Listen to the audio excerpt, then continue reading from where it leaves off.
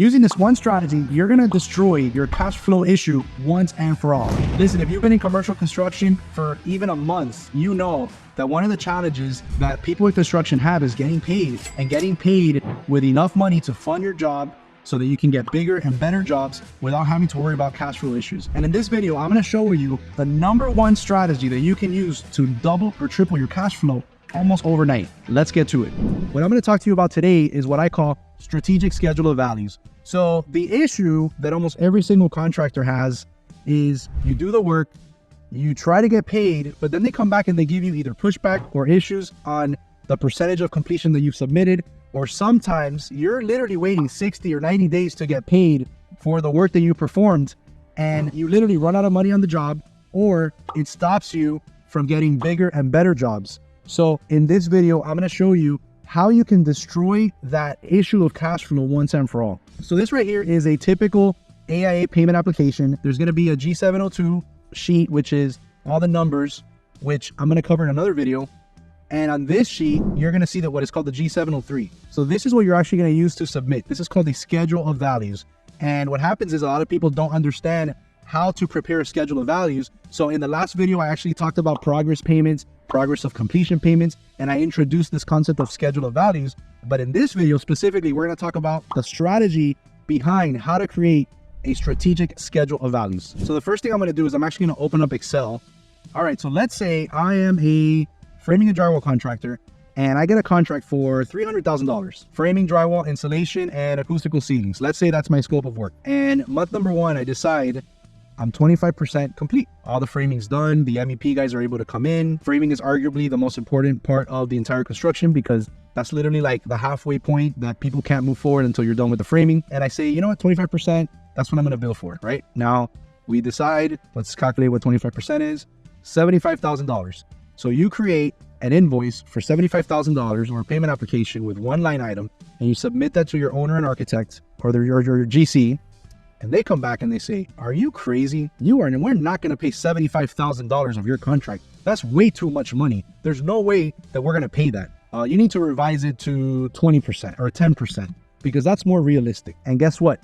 They're literally going to cut out like $40,000 of what you should be getting paid because they're arguing, they're contesting, they're challenging your percent.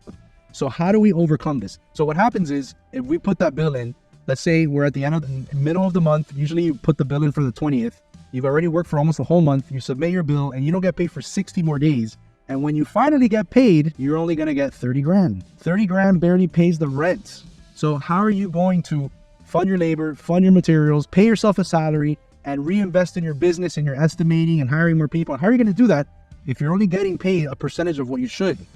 Let me introduce you to strategic schedule of values. What we're going to do is, let me open up this other sheet that I created. What we're going to do is we're actually going to make a breakdown in tiny bite-sized pieces. So we're going to start with mobilization, framing, first floor, second floor, third floor. Our contract value is 300 grand. Drywall, first floor, second floor, third floor, then the finish, then the insulation, then the acoustical seating grid, then the acoustical seating tile. So if you notice, we literally have 19 line items, 19, when before we had 1. Imagine back before one of the companies I used to work at before, when I came in, the owner literally did this. Oh, I'm 25% complete. You know, this is what I'm going to bill for. And we almost on every single payment application we get, they fought us for it. They argued with us. They say, hey, you got to change it. So what we started doing, I figured out that if we broke it down into a schedule of values, they can't contest it. They can't argue with it. Let's face it, the people that are looking at this stuff are architects, general contractors, the owners sometimes, maybe owners reps. And the truth is that these guys are clueless about what things actually cost. So we're going to actually use that to our advantage. Now, here's that little disclaimer. This is a term called front loading. So whenever you're dealing with banks, with GCs, with architects, they hate this. They don't like, and they might even put in your contract, you cannot front load your contract, right? But what happens is there's a little mismatch here. There's a little problem and a little issue that I have. It's a big issue actually that I have with these guys. They're going to require us to not front load, right? However, then they pay us 60 days later when our contract says 30 days. So my problem is that if they're going to take 60 or 90 days to pay us, then I'm going to move money around in my contract so it's more favorable to me. How do we do this? If I know that the first thing I'm going to bill for is mobilization, I want to put at least 10%. So how do we do that? We're going to do a breakdown, right? First step 1 is a breakdown. Then we're going to put here 10%, right? And then we're going to do a formula equals this times this, right? And what we're going to do is I'm going to show you a little trick here. We're going to actually come over here into this little box here on the top left, and you're going to name the cell. So we're going to call it amounts. A lot of people don't know that they don't know that you can do this. By the way, if you are not really tech savvy and you don't want to deal with formulas and stuff, I'm going to create this template and actually put it in the link in the description below so you can click it and download it and start using it right away. So anyways, what we're going to do is now we're going to start playing with the numbers. And what we want to do is, if I know, I'm a framing and drywall contractor, right? If I know that my framing is the first thing that's going in my contract, the first floor, second floor, and third floor, I'm going to want to basically steal some money from the stuff that comes towards the back. Maybe I might take 20% from the acoustical ceilings, maybe 20% from the insulation, so maybe 20%, and I want to put all that money in the framing. Now, here you have to be a little bit careful, because if you put too much in the front, then they're going to notice. So you got to be careful. And then you got to use a little bit of common sense. If your first floor, second floor, and third floor are different, you kind of have to say like, all right, I'm going to bill $100,000 for framing. Let's just say, let's say the first floor is the most work. You're going to put the most amount of percentage there. Then the second floor, maybe the second and third floor are typical or they're duplicates of each other. So maybe we put the same there. So you got to play with it. It's a little bit strategic. That's why I call it strategic schedule of values. Now we're going to start playing with the numbers. So now what we're going to do is we're just going to copy these formulas all the way down.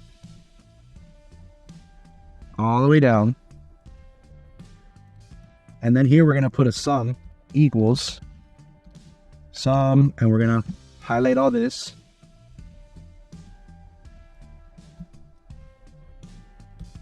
All right, so right now I just kind of copied it, so the numbers don't make any sense yet. But now what am I going to do?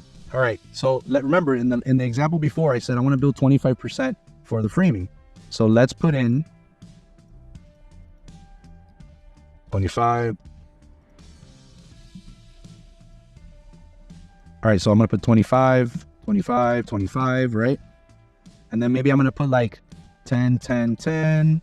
And then for the finish, maybe I put 10%, the same, or maybe I put 12%. I want to put a little bit more in the front. Insulation, 5, 5, 5. A lot of times the GCs look at insulation as like less expensive item. The grid, 5, 5, 5. And the tile, 5, 5, 5. And you know what we can add here?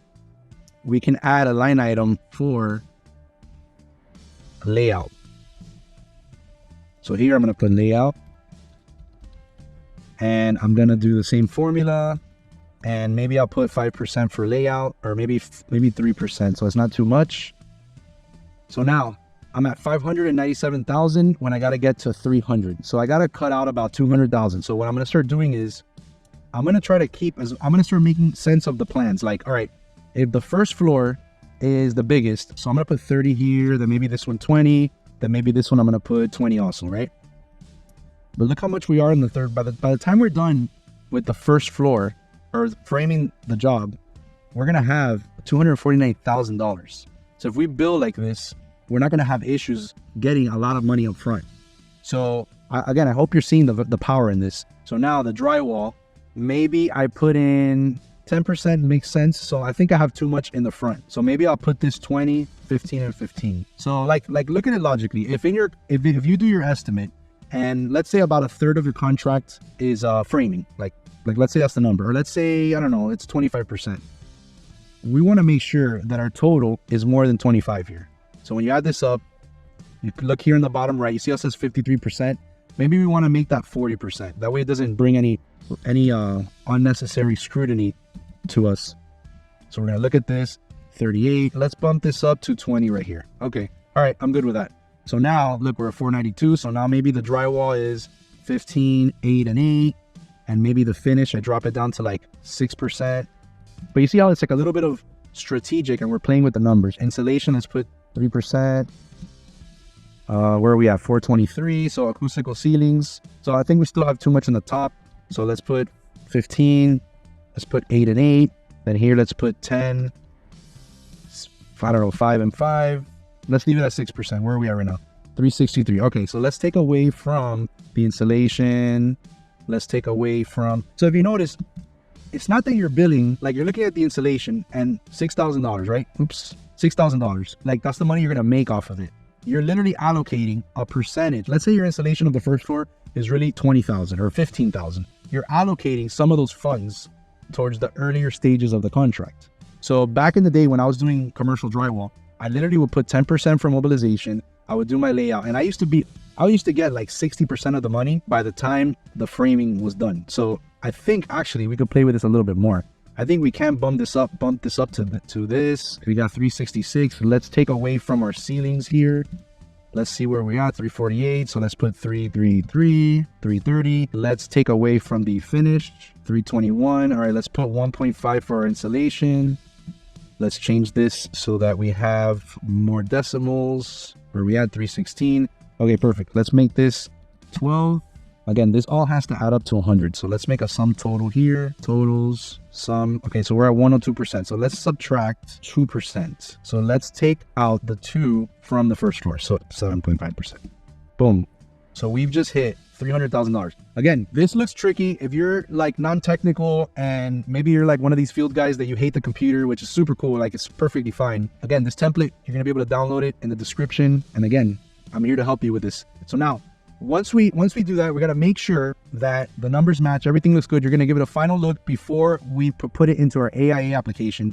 And then the last step is we're gonna go into our AIA payment application and we're gonna copy in these formulas. So these formulas that we just made, I'm gonna put it here on my second screen.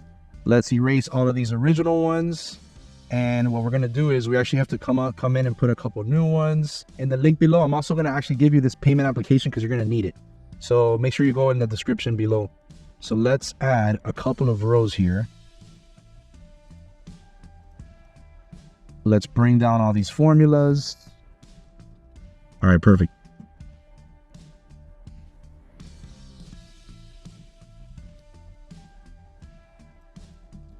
And then we're just gonna come over here. Literally what we're gonna do is we're gonna come over here, we're gonna copy this. If you notice, I'm not copying the percents. Control C, I'm gonna come over here, right click, paste as values only. Hopefully we didn't go, oh, perfect. So now 300,000, everything looks good. And then we're gonna finish preparing this. So this here, and in the next video, I'm gonna show you how to do this, but this here is actually how you're gonna bill for this project. So this here is our AIA G703 document. It's the continuation sheet for your payment application. And this is the secret sauce. This is what you're gonna actually use to bill for your project. So now, if you wanna learn exactly how to use the AIA payment application, because this thing is super tricky. It took me a long time to figure out because they make the math look so complicated. I'm gonna break it down step by step in this video right over here. So now we just copied and pasted our values here. And the next thing that you have to do is you actually have to prepare your AIA payment application. And if you're in commercial construction, you know that this thing could be tricky. The numbers, the way they break it down is so confusing. Now, if you want me to show you step by step exactly how to fill this out, where you're never gonna have a doubt again, go ahead and watch this video. I'm gonna break down step by step exactly how to fill out one of these applications and how to get paid for your projects.